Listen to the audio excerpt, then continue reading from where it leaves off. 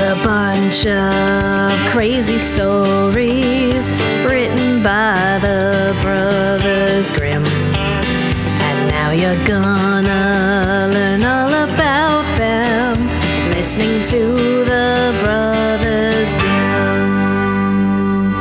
Students and scholars, friends and relations, welcome to the Brothers Dim podcast, in which we discuss the wild tales written down and recorded by the Brothers Grimm in Germany in the early 19th century, including today's story, Story 47, The Juniper Tree. My name is Phil. And my name is Mike. Mike, how are you? I'm doing okay. How about yourself? I'm decent.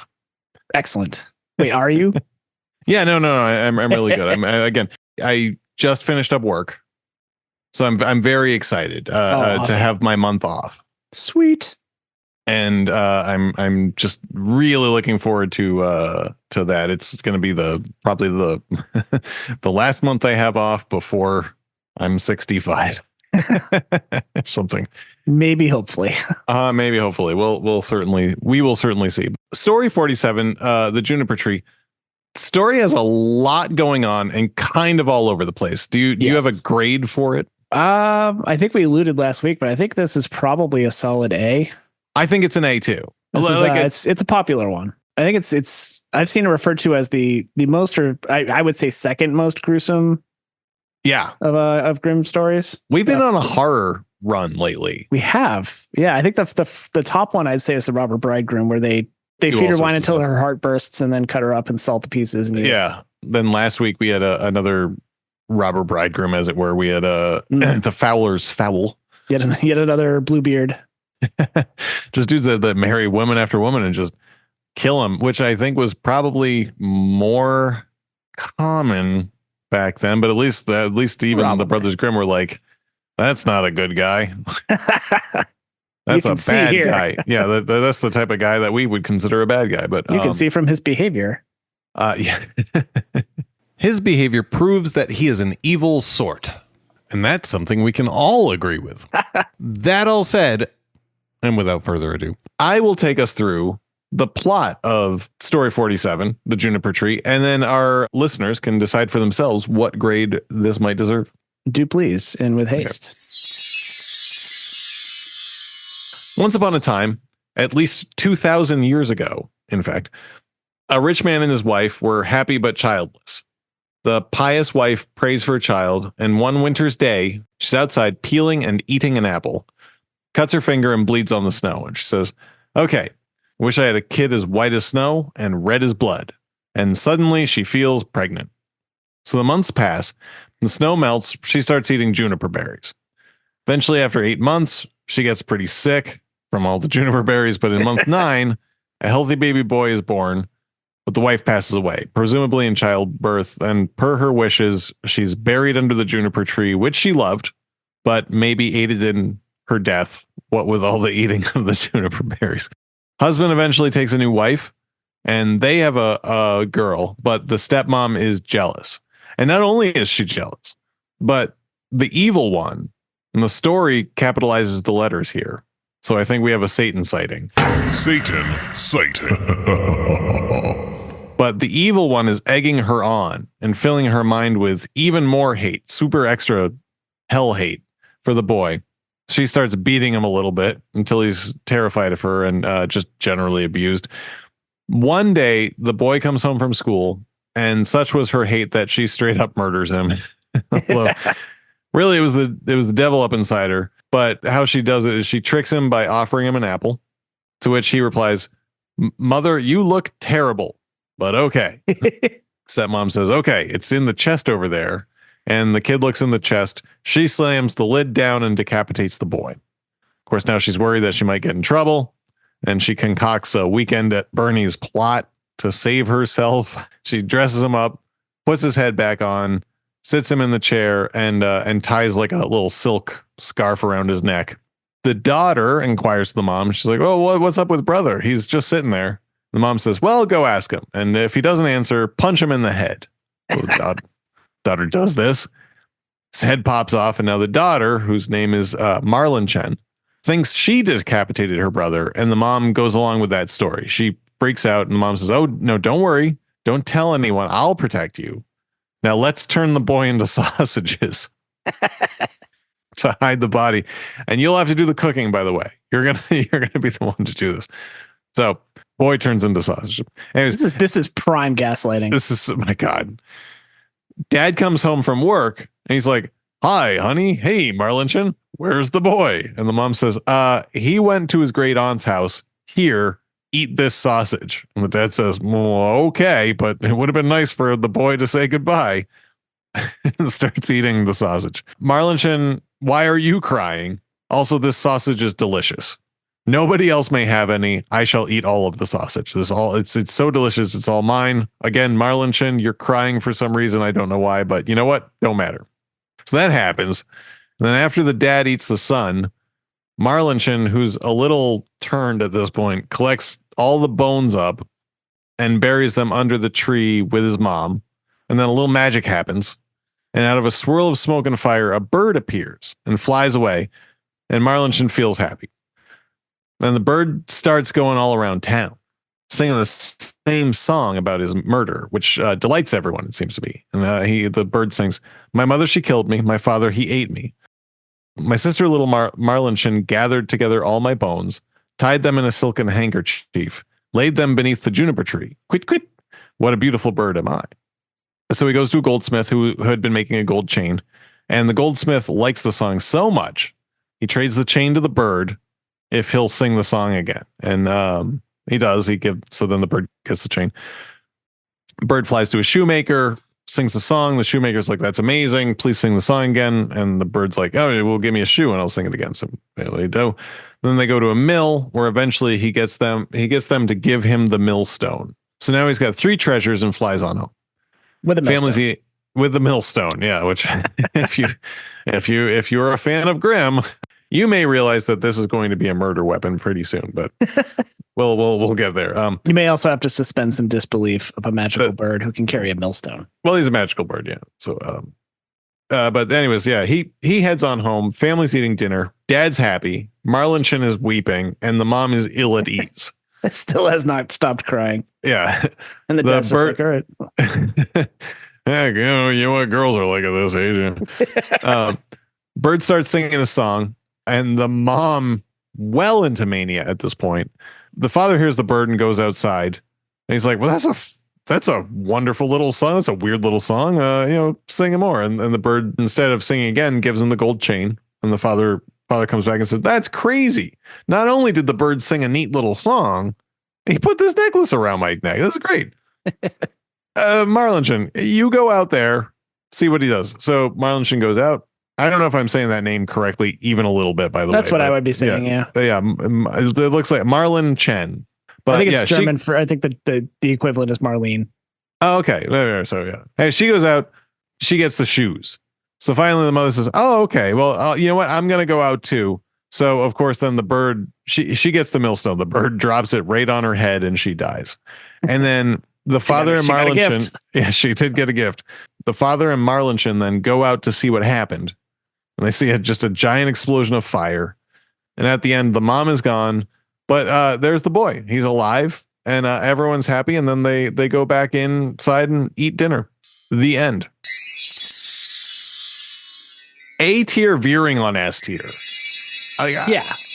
Like the story is bonkers and I absolutely love it. This story has everything. It's got cannibalism, food, evil stepmoms, reincarnation twice, songs, child abuse, and the devil. Like got it all in 6 pages. Yeah, it's a good dense one. It's a nice little roller coaster. Yeah, I really like this one. Yeah. I can't. I don't know if we have the A+ or an S-. Like, I'm going to put it on A. I'm going to keep it on A, but that's all right. I've got a couple of notes I can go into if you. Yeah. What do you got? The phrase. Okay. So when she first wants to get pregnant, she's eating the apple. She cuts her finger with the knife and wishes for a child as white as snow and red as blood.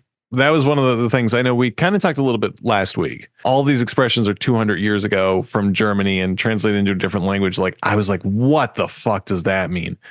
And then I thought for a second, I was like, I wonder if she just wants a pale redhead. Like, white as snow and red as blood. Is it the hair? And do we have the first appearance in literature of a redheaded stepchild? Ooh. Yeah. But unfortunately, further research indicated that many people, I was excited about that because I myself am redheaded. And I think you are too, aren't you? No, you're blonde. I'm a towhead. Okay. I mean, I was like a white haired baby and then blonde growing up. And now it's just kind of like a messy brown. Okay. All right. Well, yeah, fair enough. Yeah, my hair's kind of messy brown too. My son he's a full up redhead. Which he's definitely your child. He certainly is. Further research, many people seem to believe that it references red cheeks. So it's just Right. so full of life and healthy. Yeah. And we see that in other stories too. Snow White had skin as white as snow, cheeks as red as blood. Yeah, I was definitely getting a Snow White vibe there. Yeah, red in the sense that might be a German idiom, but not an English one. But I do like the idea of a redheaded stepchild theory. That's a theory I'm throwing out there. I'm gonna leave it there. At times we've talked about the first line that makes one of us laugh. Did you have one here? Because I did. Okay, tell me yours. The very first line. It's only because if you just kind of read it direct out of context, it is now long ago, at least 2,000 years, since there was a rich man who had a beautiful and pious wife, and they loved each other dearly. That just it's just been downhill since then. It's so weird because so it's 1800, right? So this is 200, then 200 BC, like very specifically 200 BC. And I thought was it 100 or 1,000? Not bad. This is 2,000 years ago. Yeah, 2,000. Yeah, 2,000 years ago. So and it's when the Grimm brothers wrote it was 1800. So that puts that to 200 BC, right? Give or take.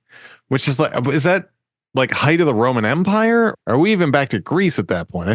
I thought the crucifixion was the height of the Roman Empire, wasn't it? I mean, 0 is about the height of the but still, I don't know. But I don't actually know. I'm not sure if they knew either, though. Now, but about 2,000 years ago, which figure this is a Roman story. Which is funny because it has some Christian tones to it as well. I mean, maybe that's what they're talking about. Like, when Christ was first popping out Mary like some kettle corn. Sort of along as a tangent on that, I couldn't find any reference here.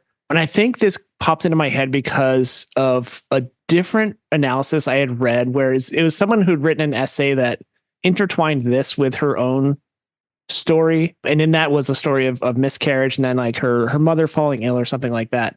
But I was thinking to myself, like the whole thing with the juniper berries and getting sick and the image of the blood in the snow got me down this whole path of like, what if this child was actually a miscarriage? Yeah. And she died in childbirth. And then what does that do to the whole story? If you look at it from that lens, where this is some kind of fantasy where the kid was actually never born alive. Yeah. Well, I had to follow up on that. Like, right. So I did some research into juniper berries. I don't know if you did. I did. I was like, how poisonous can they be? I mean, it's where you get gin. Well, I mean, just as like a little bit of a flavoring. But while classified as generally recognized as safe in the U.S., like juniper berries have, extensively in clinical trials, mainly due to an increased risk of miscarriage. Even in small doses, consuming juniper berries may affect pregnant or breastfeeding women. Yeah, so I was wondering, I was hoping to, which I didn't find this, you did, but I was hoping / wondering if I could find evidence that they had traditionally been used as an abortive. 100% there is. Yeah. Like that, it was used as an abortive. What's the fucked up thing though is I don't think she wanted to miscarry. So right. In the story, I was wondering if it's like, is she just fucking crazy? And having like these crazy pregnancy cravings. Yeah. She knows these are bad for her. Right. Yeah. But can't help herself. Yeah. Like Rapunzel's lettuce. Right. Oh, it's a stereotypical pregnancy symptom. Yeah. Like of just like, I just want this one thing. Yeah. And maybe it was just a gambit to, it's a typical Grimm gambit where they had to get a juniper tree in there somehow so that she could be buried underneath it. Why a juniper tree? But if they knew that juniper berries were one of the things that were an abortive. Right. It at the very least, it casts a very strange light on the pregnancy. Right? Yeah. Turning a kid into sausage and feeding it to his parents. Cartman did that in South Park to Scott Tenorman's parents to him, but they also did that in Game of Thrones, I think. Oh, did they? at least in the TV show, because the TV show is now well past the books and we're never going to get Right. the book. So, but in the TV show, Arya comes back and now has like all sorts of, superhero powers and takes Walder Frey's sons and kills them and chops them up and turns them into pies and feeds them to Walder Frey. Right. I'd forgotten that. Yeah. Yeah. A lot of feeding people, a lot of turning people into sausages and feeding them to their parents. It's a fun little trope that they seem to do. Yeah. I did see a reading that is sort of like the child as Christ, as the sort of eat of my body kind of thing. And then resurrection, eat of my body, drink of my blood, resurrection. Conceptually, I like the idea, although but Christ didn't drop a millstone on anybody. No. That we know of. There's not. Yeah. I mean, I'm not going to get into the whole what Christ did or didn't do, but he certainly didn't straight up murder someone for revenge. Exactly. There are some biblical connotations for the readers of Grimm's day. Luke 17:2 says that anyone who causes a child to sin would be better off thrown into the sea with a millstone about their neck. Oh. Another biblical connotation could be, kind of offering the apple from the stepmother possessed by the devil to the son, which kind of parallels the devil disguised as a serpent offering the forbidden fruit to Eve. Yeah. There's some neat people who talk about this story. J.R.R. Tolkien really liked this one, apparently. He cited the Juniper Tree as an example in one of his essays. His essay on fairy tales, he cited the Juniper Tree as an example of the evils of censorship for children. Oh, which was I saw neat. this, yeah. There were a lot, for a long time, a lot of versions that omitted making the father eat the kid. Tolkien thought, no, unless you want to spare the child from the whole fairy tale, do not spare the child from this. Yeah, that was neat to see that even what was Tolkien 100 years ago? Yeah, 20s, 30s, even as far back as that, we were already seeing that kind of censorship where it's to protect the younger ears, as it were. Did you know there was once a film adaptation of this starring Bjork from the album Post? Yes, of the album Post and the former band the Sugar Cubes. Yep. I did not know that. It was her first film role. Okay. Yeah. Well, that's really neat. It was a loose adaptation. I think she was daughter of a woman who was burned for witchcraft. Okay. And then it kind of went from there, but it was inspired by / based upon. Was that her first breakthrough role, as it were? Yeah, I guess so. That's really neat. It was an Icelandic movie. I don't think it made it too far into the States. Well, that's amazing. And I'm glad that she did. I'm glad that if that helped her at all. The Sugar Cubes are one of my favorite bands. Yeah. Another interesting side note I came across is the Grimm brothers sold this, the Kinder und Hausmärchen as tales collected from, local Germans from our town and, surrounding villages and things. And they got challenged on it because this was a known story that had been sort of popularized by this painter. And I think about 10 years, maybe a decade later, I think it was like 1812, they published an addendum saying that this one in particular was adapted from a story by this guy. It wasn't something that we got from the Wild Sisters or something like that. I think it was a very small scandal. A fun story for the publishing and copyright historians out there. I have a pitch if you don't have any other notes. No, I'm good. So I know a ton of people have done this, and way more than I realized, because I'd never heard of this story.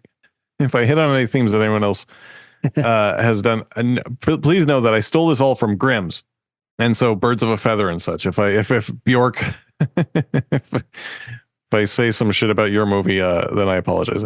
Not a lot different, but a little more real world. 1700s, and a 49-year-old woman is pregnant, and she knows that means she's probably going to die, right? Mm. So at first she starts eating juniper berries as a last-ditch effort to abort the kid, but it's not working. After a while, she realizes that she does want to have this kid, and you never know. Maybe she'll survive, but she knows it's a long shot. Regardless, the kid is born, she dies in childbirth as expected. Husband remarries, and we follow this kind of the same beats up to the kid dying. Though instead of knocking the kid's head off, the stepmom poisons the kid, blames the little sister, and has been abusive to both of them, beating the hell out of them, telling dad it's good for them, lying about how much she's doing it. Dad's like, yeah, okay, it's the 1700s, beat him a little bit. That's what we do. Anyways, on one of these sessions, she poisons the son. And in this story, the little sister, Malanchan, adored her big brother, right? And so she's devastated. The mom forced the daughter to cut up the body, bury it out where the first wife was buried. But in a fit of mania, she tells her to cut out the heart, cook it up for the family, and we're all going to eat it. Sister, however, she brings the brother down to the cellar where it's freezing, hides the body, and brings up a deer heart, which is a very grim thing to do. You know? Poison, however, didn't exactly take. So the sister takes the body to the town kook, Doc Brown, scientist, shunned by the community for his experiments on human bodies, but dead ones. He's not a bad guy.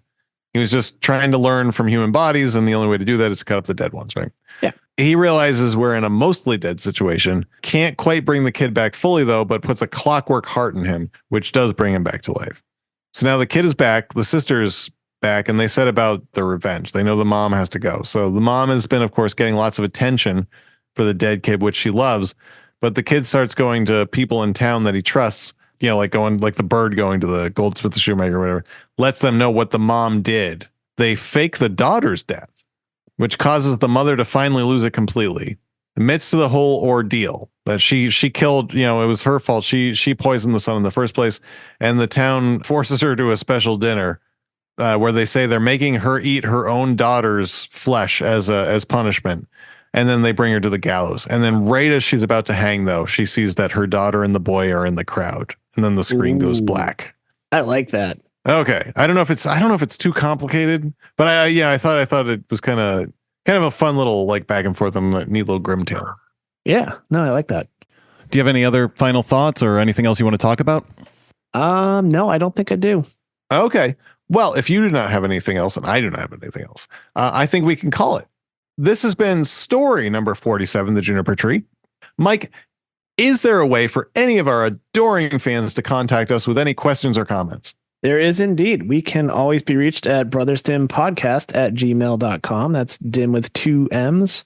We're also on Blue Sky at Brothers Dim, and we're on X at Brothers Dim Pod. Well, that's amazing. I think that's fantastic. I think you should all write to us and let us know what you all think. In the meantime, sleep tight, and we will see you next time. Good night.